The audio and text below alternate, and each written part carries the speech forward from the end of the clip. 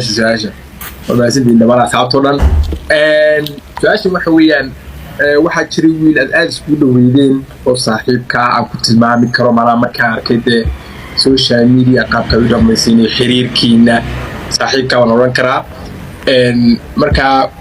waa CK malaa waa soo dhaweysay asxaab fiican bad haydeen mar walba turki markuu imaado adaa lagu arkayay markaa waxaan arkay in aan sidii hore isku ahayn oo macnaha waxaan ka wadaynaa sidii hore isku ahayn CK mid lagu yaqaanaa jirta oo macnaha dadka haddii uu macnaha ka go'ayo ama uu doonayn ama uu nacab ka dhiganayo ama uu kasoo horjeedo falidu kala laabtaa macnaha waa lagu yaqaanaa taa like that is waxaan oran karaa waa waxa ugu horeeya ama lugta ugu horeysa ee uu qaado waa taas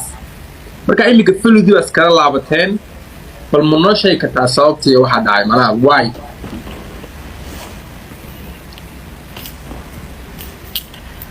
عدكي وشا سيدي على مغرنا واللي بيقول والله درس لي markii kaftan laga soo gudbo su'aasha saan ahaanteed aad ay ugu adagtaa sababta waxaan sugayay ama filayay ama asi aan ka sugayay ma ahayn waayo positionka walaalkan isku joogna ma ahayn position oo dadka caadiga ah isku joogaan yani dadku isbaran kara walaal uu noqon kara saaxiib uu noqon kara laakiin waxa aaminsanaa intaas bayna ka weynaa عن قدال اسكو سو لابناي فلونا waxba kuma dhax jiraan wax weyn ma aha laakiin way dhacday sababtii ku dhacday yarta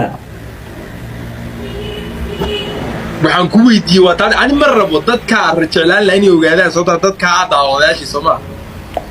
sababtii ku dhacday ilaa hadda aniga xataa ma ogi oo habeen live wada saarneen aniga iyo asaga iyo khatar queen iyo Ayub Carlo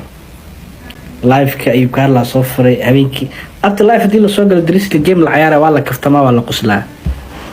wax walba la sidaada wixii wanaagii walaaltinimo ahna waa banaanka laakiin game haday noqoto sida rabaa loo ciyaaro disrespect weyn oo arka walaalka gabadha hadal dhaxday annagana waa qoslaa yani walaalka wuxuu blog ii saram aan follow ii dhahay oo qoslka aan qoslay salaam aan soo dalbanay joogna ma taariikhda live ka Ayub Carlo soo furay habeenkii after life hadii la soo galo drisli game la ciyaara waa la kaftama waa la qoslaa wax walba la sidaada wixii wanaagii walaaltinimo ahna waa banaanka laakiin game haday noqoto sida rabaa loo ciyaaro disrespect weyn oo arka walaalka gabadha hadal dhaxday annagana waa qoslaa yani walaalka wuxuu blog ii saram aan follow ii dhahay oo qoslka aan qoslay salaam aan soo dalbanay joogna ma taariikhda